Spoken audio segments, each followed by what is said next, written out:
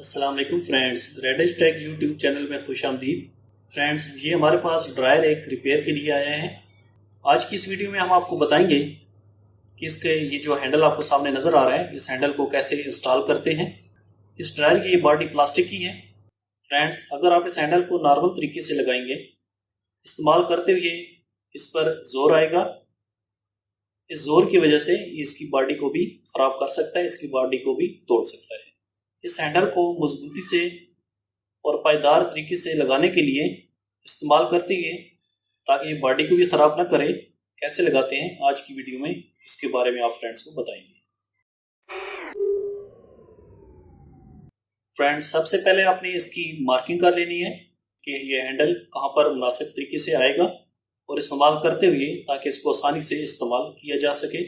इस्तेमाल करते हुए आसानी से इसको पकड़ा भी जा सके और इसको एक जगह से दूसरी जगह भी ले जाया जा सके।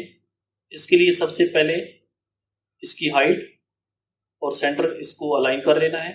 जैसे कि आपको नज़र आ रहा होगा, यहाँ पे मैंने मार्किंग करके इस पे पहले सेंटर अलाइन किया है और इसकी मुनासिब जगह बनाई है। उसके बाद इसमें ड्रिल किए हैं। हैंडल के अंदर ये आपको स्पेसर नज़र आ रहे हैं।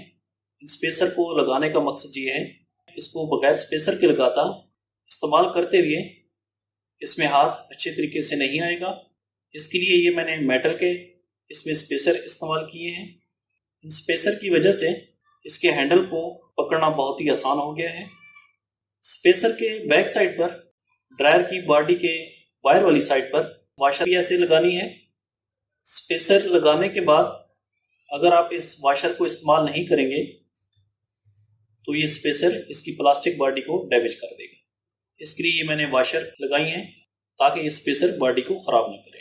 अब जो असल काम है वो इसके अंदर वाली साइड पे है। जैसे कि आपको नज़र आ रहा है, यहाँ पे मैंने अंदर वाली साइड पर स्क्रू लगाने के बाद एक वाशर नहीं लगाई है, बल्कि मेटल का एक चौड़ा पीस इस्तेमाल किया है।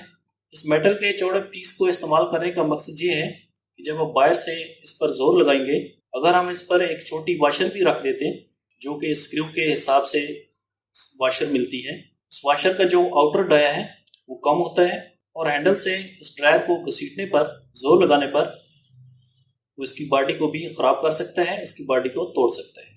इसके लिए मैंने इस स्क्रू के हिसाब से जो वाशर मिलती हैं वो वाशर को नहीं इस्तेमाल किया है, बल्कि मेटल का एक चौड़ा पीस इस साइड पर इस्तेमाल किया है और दूसरी साइड पर भी मेटल का चौड़ा पीस इस्तेमाल किया है।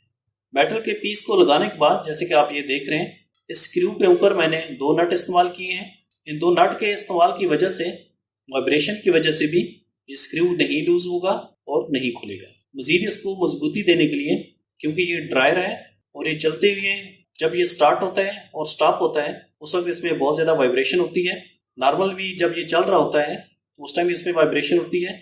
अगर हम इस स्क्रू के ऊपर सिर्फ एक नट लगाएंगे तो ये थोड़े अरसे में नट खुल जाएगा और हैंडल भी लूज हो जाएगा। डबल नट की वजह से ये नट लॉक हो जाते हैं। मजीद एहतियात के लिए इसके ऊपर मैंने नट के ऊपर भी और इस मेटल के चौड़े पीस के ऊपर भी सुपर ग्लू एल्फी को लगा दिया है ताकि इसमें मजीद मजबूती आ जाए और वाइब्रेशन से भी ये न खुले।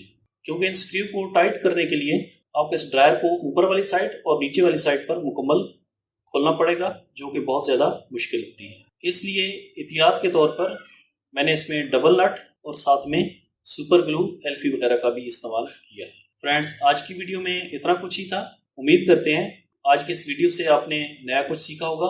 एक नई वीडियो के साथ दोबारा हाजिर होंगे। Thanks for watching. अगर आप हमारे चैनल पर नए हैं तो चैनल को सब्सक्राइब करने के साथ साथ बेल आइकन पर भी क्लिक करें। वीडियो को लाइक करने के साथ साथ शेयर भी करें।